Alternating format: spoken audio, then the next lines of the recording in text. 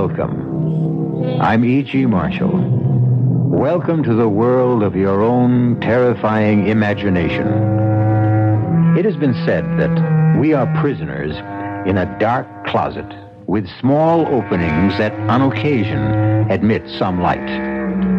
Small wonder that the demons who lurk in the deepest corners are more real to us than the sweet light of reason outside. There is so much evil in our world that light turns naturally to shadow. Even the love of Stephen and Amelia Stampler for their son Michael is converted to suspicion in this dark closet we live in. Reverend Stokes, I don't want a theological debate. I want you to tell your congregation the truth. And what is that, Dr. Stampler? That my son Michael conducts his lab experiments for scientific purposes. And shall I ask them to believe in coincidence? What coincidence? That a peaceful town is ripped apart every time your son returns. That cattle die for no reason at all. That we are suffering epidemics and the worst drought in our history. All because of coincidence? Yes. This is the 20th century. What else could it be? Ask your son, Dr. Stampler. Ask your son, Michael, if he's just doing lab experiments.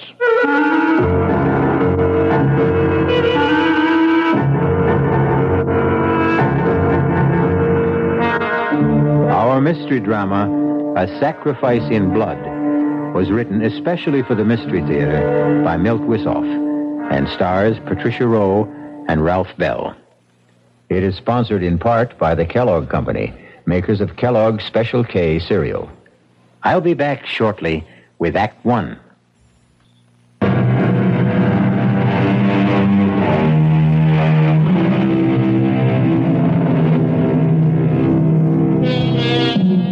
And now it is time to turn to the macabre and nightmare world where there is no shortage of blood. Our tale opens on a pleasant enough note in a fashionable restaurant where Dr. and Mrs. Stampler are celebrating a special occasion. But I promise you, it will end in true Gothic horror. Not another drop, Stephen. I've had my fill, and so have you. I suppose you're right, my dear, but this is really so special. One more dig and the Stamplers hang up their shovels. Well, not really. But we'll be digging up flower beds and compost heaps instead of ancient grave sites. No regrets? None, my dear. We should have retired years ago. Then why not now? I mean, what can this one dig mean? Well, it will be a fitting climax to our career, Amelia. Perhaps the most significant find of our lifetime. Professor Seruvius agrees with me. The last excavations there indicate a pre-Toltec civilization existed that was not completely archaic. A highly sophisticated people. Who worship the devil. Oh, why not? Most of us still do. Black masses are held in California. Covens of witches gather in New Mexico. Blood rites take place in the shadows of New York skyscrapers. Oh, nonsense. You've had too much wine. Oh, too much wine. I haven't had enough. Come, Amelia. Let's toast the occasion. To a splendid find. To a safe return.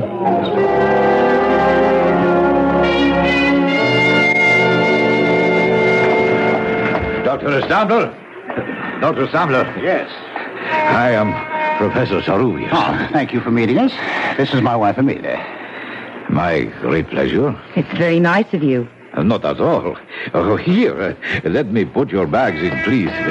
Will you get in? I can't tell you how I've looked forward to meeting you, Professor. Miguel, if you please. And I am honored by the opportunity of working with so eminent a scientist. And I would be delighted to have a nice hot bath and about 3 days of uninterrupted slumber. Oh, planes are almost as uncomfortable after 10 hours of flight as the small donkeys we rode to the Shenandoah site. The Toltecs have always been regarded as the earliest civilization in the Americas. The new finds at Acapulco may show one much heavier still. You really believe it was a civilization? Oh, most certainly. Not by our standards, perhaps, but certainly in its day. You shall have the opportunity to see for yourselves. We leave at 5 a.m. Monday morning. But that's 3 days away. Why the delay? There is much preparation, including the paperwork.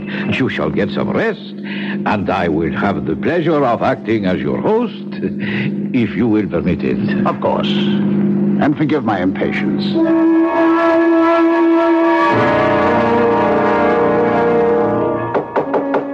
Who's there? It is I, Miguel. Just a second. Forgive me. I know it is late, but it was necessary for me to see you. Oh, that's all right. Come on in. We weren't in bed yet. What is it? I am afraid I have bad news for you. We will have to postpone our trip. Why? There is word of trouble in the mountains where the site is. But what kind of trouble? Oh, nothing serious, but it will cause us some delay. Why didn't you tell us sooner? I just learned it, Stephen, when I returned to my room. How long will the delay be? That is hard to say. What kind of trouble is it, Miguel? An Indian has been found, murdered. It was a ritual killing. His skin has been removed. Oh, God. Well, we still get back to the basic question, Miguel. How long will we be delayed? Then you're still bent on going? Well, of course, Amelia. A native killing isn't going to stop me. I've encountered worse on other digs. Well, answer me, Miguel. Perhaps you should forget it, Stephen. Oh, come on. Now, both of you, I'm not going to change my plans. If you insist, we will continue, but I must warn you, it will be difficult to assemble a crew. But not impossible. No, not impossible if we pay enough. There is always someone who will take a risk if the inducement is great enough. I guess you're right, Miguel. See what you can do. Then you'll go along with me? I wouldn't miss it for the world.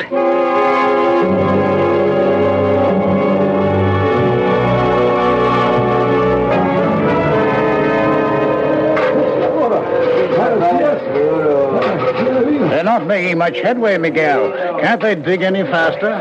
We are up very high, Stephen. More than 10,000 feet. It is not conducive to strenuous exertion.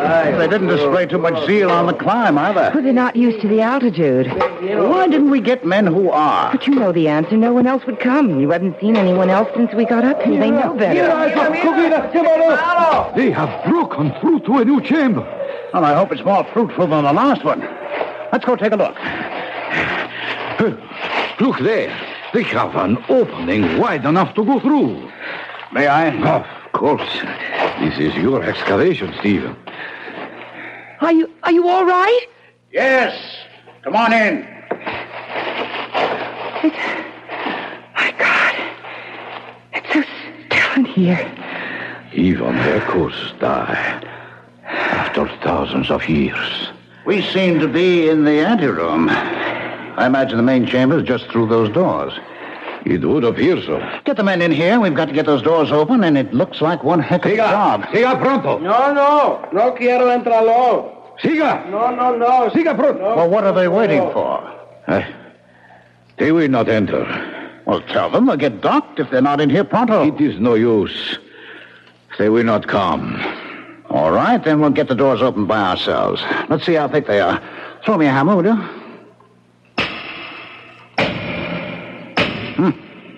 It's pretty solid, Miguel.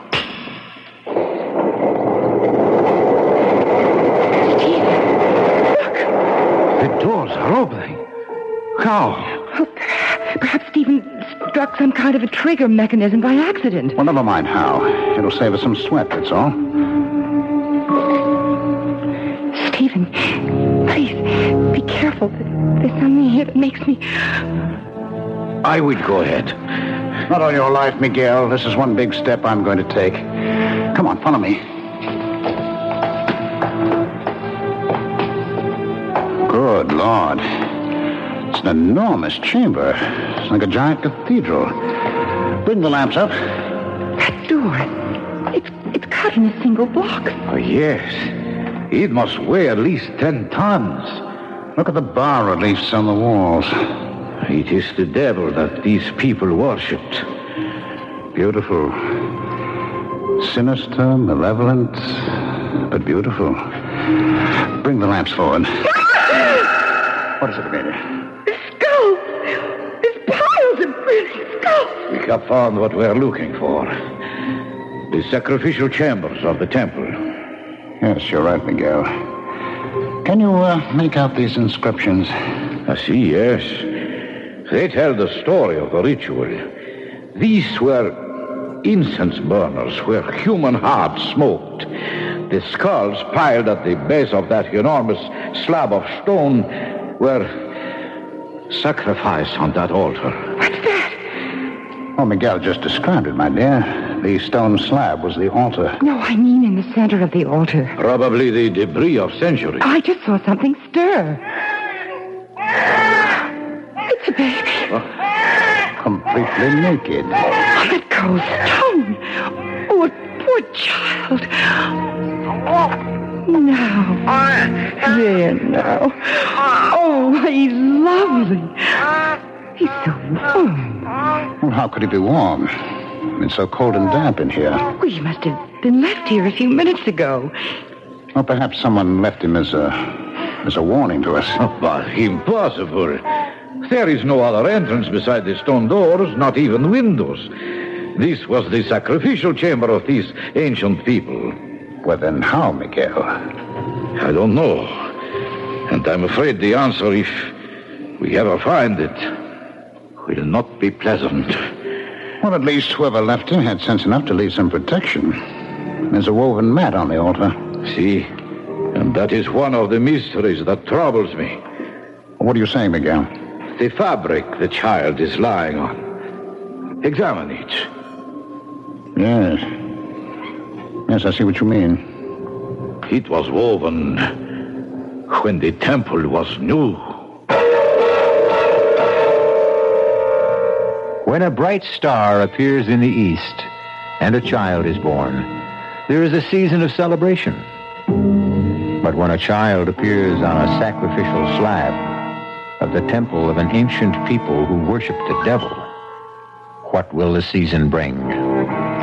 Perhaps we shall know more when we return shortly with Act Two.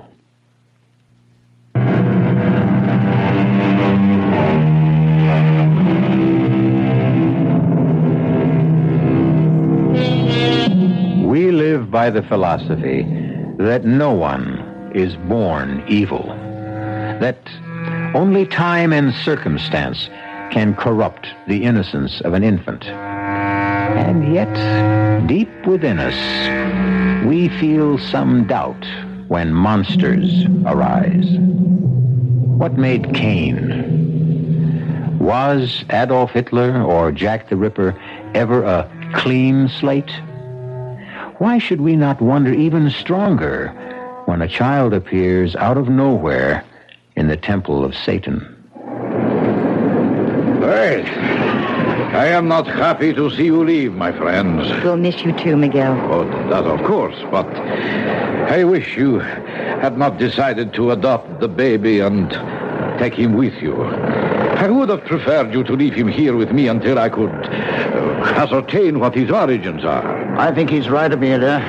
There's still time to change our mind. Oh, no, we fought harder to take him with us than those artifacts from the chamber. I'm not going to give him up now. What difference does it make where our son came from or who left him there? He's a perfectly normal baby, and he means more to me than the trophies we're carrying off. Well, if you have made your minds up, then all I can say is via con Dios. I am very delighted that you both have what you wish. Stephen, your find will have an historical impact. Our find, Miguel, would have been impossible without you. And my gratitude for helping us with the baby. We've named your godchild Michael for you. A great honor, Emil. You'll keep trying to trace his parents? Yes, if that is what you wish. Don't try too hard, Miguel. It doesn't matter where he came from. We're all he needs from now on. I hope you are right, Emilia.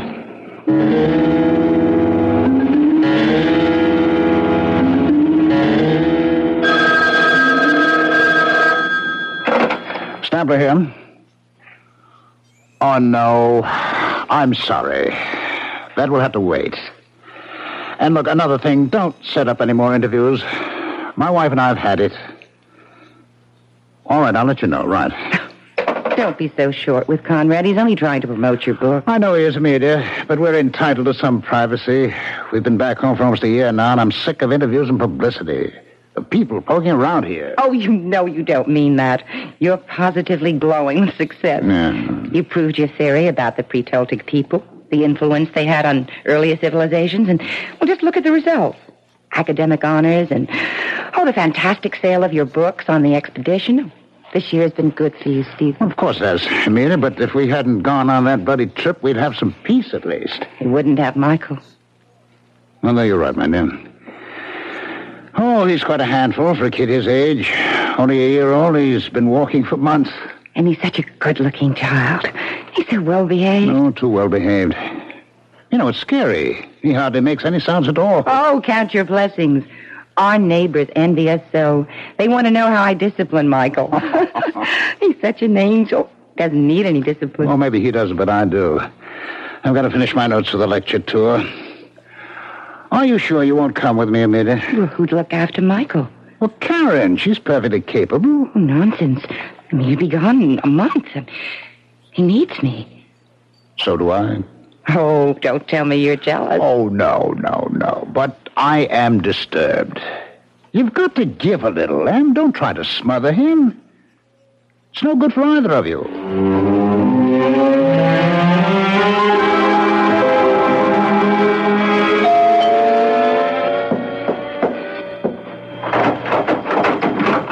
Stephen, well, I didn't expect you home so soon. It's Michael's birthday, so I thought I'd be early. I was taking a sentimental journey back through the years with Michael's birthday books. Here he is at 2.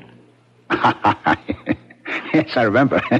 We took him to the zoo, and he was fascinated. Here he is a year ago. 5 years old, growing like a weed. Oh, that reminds me. What can I do to help with the festivities? Oh, nothing. Just relax. Where's Mike? Well, I sent him out to play. On his birthday? I don't understand. What's wrong, Amelia? Nothing. The party's off? No one's going to show up? Is that it? Oh, who cares? Well, you do for one. Why aren't they coming? Because we have stuffy neighbors with stuffy children. I just think it's time we moved. Oh, they're all out of step, hmm? That's right. Take their Oh, side. for heaven's sake, Em, I'm not taking any side. I just want to know... Well, he tears butterflies apart, yanks legs off frogs. Well, he's inherited your scientific curiosity. Oh, you know that's impossible. Well, I mean, you set an example for him. Level with me, would you? What happened between Michael and the Fielding child? Nothing. I told you. All right, then you don't mind if I call them and straighten this out? You go ahead and call. You'll agree. It's a tempest in a teapot. I'd rather hear it from you, Em. Sarah? This is Stephen Stampler. Well, yes, I know. I read your note. Well, can you tell me why? Michael did what? Are you sure? Oh, I see. Yes, I know how you feel. And, thanks for being direct. Bye. Well? I just don't understand. Curiosity. It's simple, childish curiosity. Children try to discover the world around them. They smell, taste, feel. They hurt? Well, yes, sometimes they hurt. Not out of malice. Try to be honest, Em. How would you feel if you were Sarah Fielding? I hope I'd have the good sense to take things in stride. Would you? I can't believe it's you, Amelia. You've lost all sense of objectivity. And you've lost all sense of proportion. Are you trying to cast Michael as a monster? I'd like to understand him, but I think I need help. And so does he.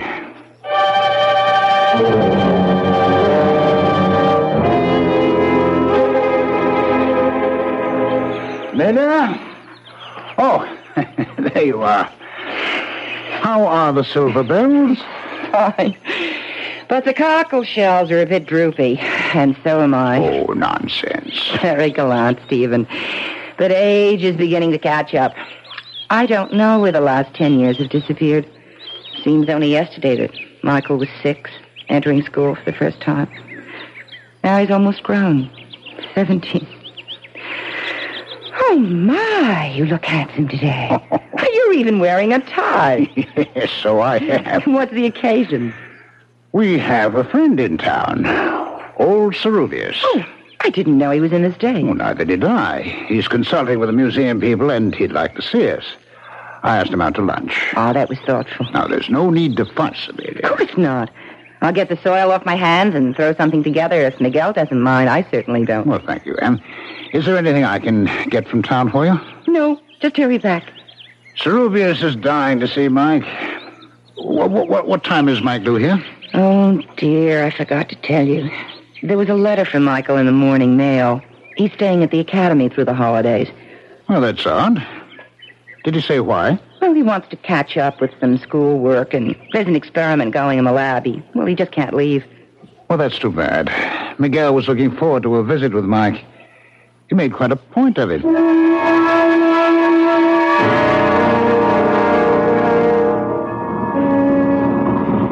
This is quite a machine. It sounds like my coffee grind. It's reliable transportation, Miguel, despite the noise it makes. And how is the boy? Well, very well. And so is Amelia. You look fit. I should be. I still clamber over rocks like a mountain goat and dig interminable tunnels. Have you found anything more at the old digs? Enough to verify your findings. But one thing we never discovered. No trace of Mike's parents, eh? No. I have shown the pictures you sent me to every man, woman, and child in the region. Nothing.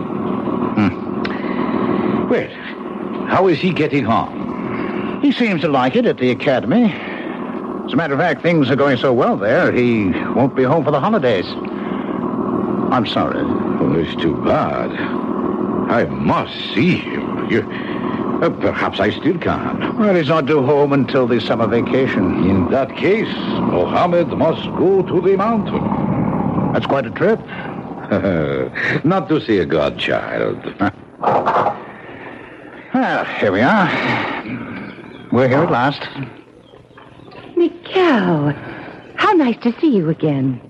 It is always a pleasure, dear Amelia. Oh, you look more enchanting than ever. Oh, thank you. You're so good for my ego.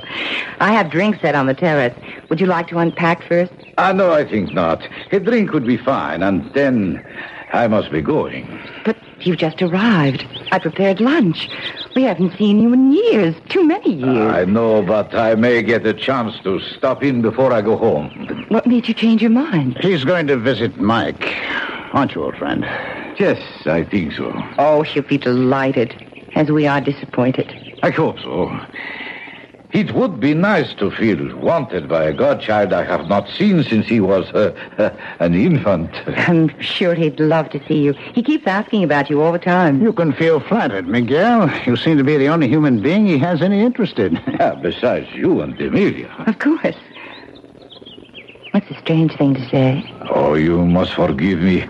I have not been in civilized company for ages. My conversation is a little, how do you say it? Rusty? Exactly. My bones and my speech are undoubtedly growing rusty. That is why I want to see him on this trip. I may never have the opportunity again.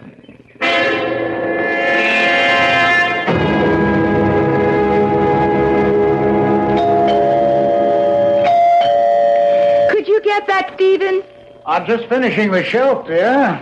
Very well. Michael, I don't understand. No hello? Should I go out and start over again? Quit, not silly. Hello, darling. That's more like it. Stephen, it's Michael. Mike! I know. Mother had the same reaction. I just got through sooner than I thought I would, so I rushed home. Put your bags in your room, and I'll fix something to eat. You look well, Dad. Oh, why shouldn't I? Leisure is good for the thinking classes. Oh, you look a bit drawn. Are they pushing you? No, I'm pushing myself. There's so much to do. What's new? Your godfather paid us a visit. He wanted to see you. Well, here I am. Oh, you had to leave. Obviously, he didn't get to see you at the academy. No, I didn't even know he planned to make the trip. Oh, that's odd. He said he would go to the academy directly. We must have crossed paths. Oh, excuse me, Mike. Hello. Yes, this is Dr. Stephen Stampler. Would you mind reading it? What? Would you read that again, please? Oh, my God. What is it, dear? It's a wire from the academy. They found Sarubius. Found him? Yes.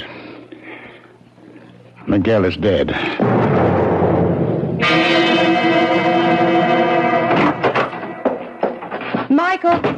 Michael, are you home? He's out, Amelia. His car's gone. Strange. He seemed under the weather this morning. And he didn't want to attend the funeral. Oh, nonsense. He just wasn't feeling well. You still believe that act after all these years? You know, he's always avoided unpleasantness that way. Well, it was unpleasant, Stephen. An old friend to go that way. All right, Em. It's all over. What could have done it? You mean who, Em? No, I don't. Nothing human could have been responsible for Miguel's death. I wonder. You wonder what, Dad? Where did you come from, Michael? You startled me. I was in the garage. My fan belt's loose. I was tightening it. You should have come to the funeral. What for? I never saw Professor Sarubius. He was your godfather. You were his namesake. I wasn't feeling so hot anyway. I thought I was coming down with something. How do you feel now? Better, I think. You look healthy enough to me. Well, that doesn't mean a thing. I'll put the tea up, and then it's off to bed with you. She still thinks you're a child, Mike.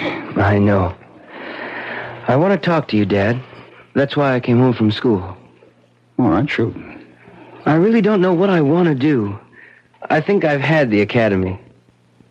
But you said you liked it there. You're doing well. I know, but I can't make the scene there anymore. Too much work? No, not really. I'm just not on to some of the stuff I've got to handle there. The creeps in Fairmount are still living in the 17th century. They'd have witch burning if the law didn't forbid it. What's that got to do with you? Well, some of my experiments have got them on the warpath. I thought you were working in the physical sciences. Well, not exactly. I've been going beyond that. Like what? Well, for one thing, ESP. You've always felt I had it. Well, that's not considered supernatural today. Yeah, I know, but the townies think it is. Well, that's all the fuss I think you should stay on. It never pays to bow down to ignorance. I'm glad you see it that way, Dad. Oh, but there's more, isn't there, huh? What do you know about my people? Where I come from? Not too much. How about Sarubius? Well, he thought he was on to something. He was on his way to talk to you about it. Too bad we missed each other. Did you? Well, of course. I told you I was on my way back here when I heard... That's not exactly what happened, Mike. He called me from the airport when he landed. What did he say? I don't know. Amelia and I were out. He left a message with our answering service. He said he was going right out to see you. That he had phoned ahead. I never heard from him. And that if anything happened, there was a letter that he was mailing to us. Well, then you did hear from him. By mail, at least. We never received the letter. Did you? Now you're accusing me of tampering with your mail? I'm only asking, Michael. Do you really think I saw Sarubius that night? Did you, Mike? You're as bad as the townspeople. What do you want to hear? A full confession? Oh, okay. I saw the old man. I killed him. Is that enough? Or do you want me to invent the gory details, too?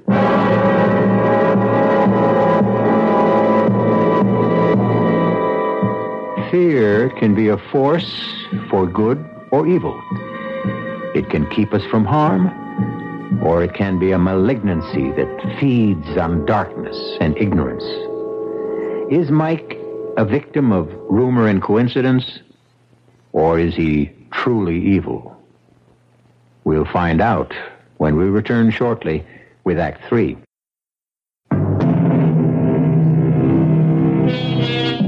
There is a peculiar kind of fear we call courage that makes us go on when all we want to do is find peace and shelter.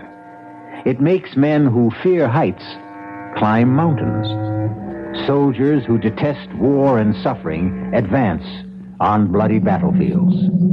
Some call it pride rather than courage. Choose now. Retreat now and regret it, or go on with me to Act 3. Mike, I've just heard from the police. They're still running down leads on the murder of Serubius, but they admit it seems hopeless. Too bad. Did you ever get the letter he said he mailed you? No, I don't know what could have happened. Neither do I. How are you doing in the workshop? I don't know. Thank God frogs are such fast breeders. I killed them off so fast. No results? Only with our neighbors. They seem to connect my frogs with everything bad that's happening. The Gilmore child comes down with meningitis, my frogs are responsible.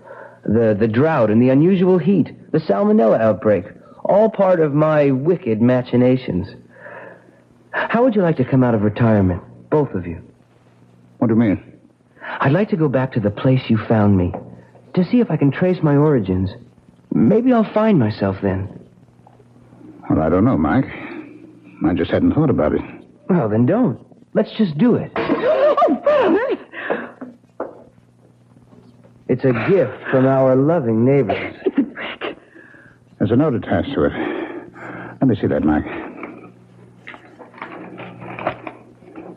This is your last warning. Leave, or we will send you back to the hell where you belong. They're not all clods after all. Someone has imagination and a gift of expression. This is no laughing matter, Mike. I'm going to find out who's responsible for this outrage.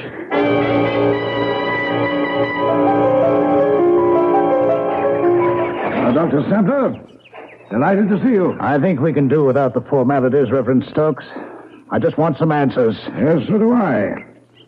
I haven't seen you in church for quite a while. You're very fortunate. I didn't attend last week. I don't think you'd care for my reaction to your sermon. Oh, then you don't believe in the presence of Satan? No, I don't.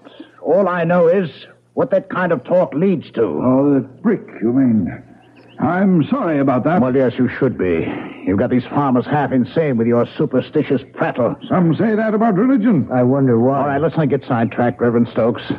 I don't want a theological debate. I want you to tell your congregation the truth. And what is that, Dr. Stampler? That my son Mike raises frogs for his lab experiments. Shall I tell them to believe in coincidence? What coincidence? That a peaceful town is ripped apart every time your son returns. That cattle die for no reason at all. That we are suffering epidemics and the worst drought in our history. All because of coincidence? Yes, you tell them that this is the 20th century. What else could it be? Ask your son, Dr. Stampler. Ask him if he's just doing lab experiments. I told you, Dad, I'm going back where you found me, with or without you. Mike, that is foolish. Serubius excavated for years but found nothing. What makes you think you can? Because I was born to it and Serubius was not. He was contaminated by Spanish blood. My lines are pure. I need to find my way to another world. Will you come with me? You're not serious, Mike. I've got to go, Mother. I thought you'd understand. Well, I do. I just want you to think things through a little longer. Go back to school. Just finish this semester, and then we'll all go back. I promise you. That makes sense, Mike. It's only a few months. What do you say? Okay, but I won't let you stall me past then. I think my word is good enough. It is, Dad. Then, that's settled. Now, why don't you take Dad out for a walk? This room needs cleaning and airing. Are you implying? Not at Oh, I'm stating it quite clearly. Either I clean this place now or I'll send in some goats to keep you company tonight. Now, shoot. Okay, I'll go. How about the keys to the car? Well, I thought we were going for a walk. Take a rain check. I'd like to drive into the city. Don't be my guest. Here. Just drive carefully. Don't worry. I'll be back for dinner. Can I give you a hand, Amelia? I don't think so, Stephen. My, this place is dusty. I'll empty the trash basket for you. Just dump things into the plastic bag. Don't you feed Mike, Amelia? Of course I do. Look at all these hamburger wrappings. Well, I think he feeds his frogs with them. Oh, no. What's wrong, Stephen? You're as white as a sheet. Yeah. This piece of paper. Well, what is it? It's part of an envelope, Amelia. The one that contained the letter Serubius wrote to us. Oh, my God. Why didn't I... Destroy the letter? That's what I'm wondering, too. And I don't like the answer I get.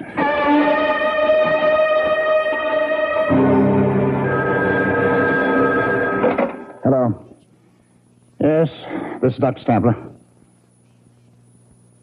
He what? Can't be. We'll be right over. Yes, but I want to see my son. What is it, Stephen? What? Stokes.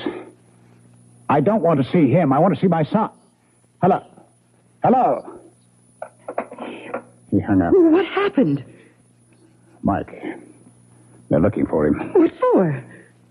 They claim he's killed someone. I don't believe it. With the car? I mean, with an accident? It was no accident. They found Claire Baxter dead. What's that got to do with Mike? They claim he was seen near the place where the body was found. Oh, where's Mike now? He disappeared. They found our car in the ravine. Oh, no. I'll go see. Good evening. Yes, Reverend Stokes, what is it? May I come in? No, you may not. Now clear out of here. What's wrong with you, Steve? Please come in, Reverend. Thank you, Mrs. Stampler. I know it's painful, but I must talk to you. What is there to talk about? Your son. I tried to reach you before with facts, but you wouldn't listen. Well, why should I, of all these silly nonsense? No nonsense this time, I'm afraid. Your son has committed murder. Just because he was seen near where the girl was found, I'll bet half the No town one would have else been in there. town would kill the way Claire was slaughtered. Please, I don't want to hear any more. And we just sit quietly and wait For what? for your son to return. And then what? Then we'll do what must be done.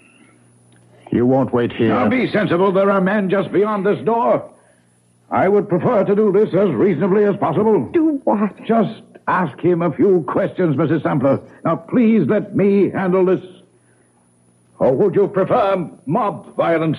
Ask your questions, Stokes. I'm here. Run, Mike. Save yourself. Not yet. I've got a score to settle with old Nosy. Sit down, Michael.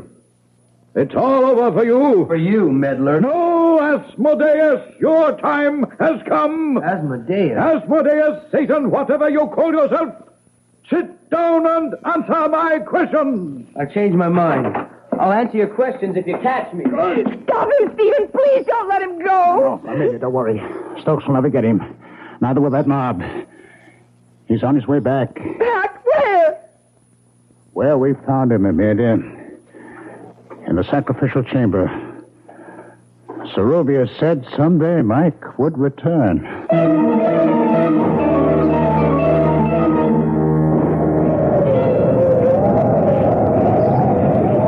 Just a while longer, Amelia. I'm all right, Stephen. Do you think we'll find him? He wanted so badly to find his way back. He must be here. Glad he got away from the mob. I'm not so sure about that. I pieced together Serubius' letter from the scraps in the wastebasket. It explains a great deal. Michael was not just an ordinary Indian child abandoned by his parents. Tribes have a legend about the pure-born son of kings who is sacrificed for his people. Do do you think, Michael? I don't know, Amelia. I don't know what to believe anymore. There's a light in the chamber ahead. I know. Hold this lantern, Amelia. Hold it high. Don't come any closer. Michael. Oh, thank God we found you. Where are you, Mike? Boy, we believe in you. We trust you. Stay where you are. Do as I tell you. We want to help you. Then leave. That's the best you can do for me. You kept me from my destiny when you took me from this tomb. Let me fulfill it now. We love you, Michael. Please save yourself. Hold the lantern higher, Amelia. What is it? There's a child, Em. There's a baby on the altar where we found Mike. It's Michael. Oh, my God. It's Michael. It can't be. Yes, I remember every detail. Stay back, stay back, Amelia. Don't come any closer. It's a child on the altar. It's Mike. Someone or something is standing over it. Oh, no. I can't believe it. The child's off. Oh, God, no. Michael. Oh, Michael. It's too late, Amelia. It's all over now. Whoever it was has disappeared, Amelia. He's gone. A child is born, becomes a man, then dies. The natural order of things. No one can upset it. But not in the case of Michael Stampler, or whatever his true name was. He was plucked out of antiquity by accident and returned there by desire. I'll be back shortly.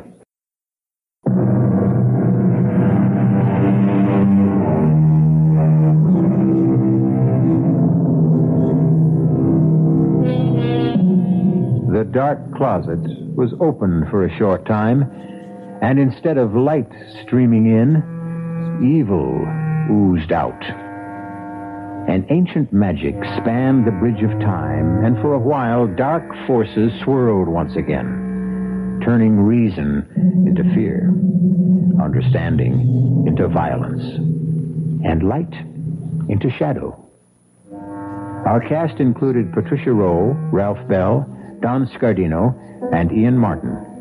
The entire production was under the direction of Hyman Brown. And now, a preview of our next tale. Well, he's a mad killer, you say, so he wanders around, and if he gets a chance, he'll kill. He sees a woman alone in a parking lot, Mrs. Denson. He shoots her. He sees Mrs. Drew in her backyard. He shoots her. He sees Mrs. Goodman alone in her apartment. He shoots her. Okay, how do you account for Mrs. Cannon? You're dealing with a madman, Lou. You can't account for anything he does. All right, 3 women are targets of opportunity. They happened along, or he happened along, and that was it. But he went out of his way to kill Mrs. Cannon. Look, he had to slug the night watchman. He had to take the elevator up 12 stories to find her. It means he wasn't just out to kill any woman. He wanted that woman. Why? That's good thinking, Lou. And if this were almost any other kind of case... Blake. What? Oh, no. Not another one. Radio Mystery Theater was sponsored in part by Anheuser-Busch Incorporated, brewers of Budweiser. This is E.G. Marshall inviting you to return to our Mystery Theater for another adventure in the macabre. Until next time, pleasant dreams.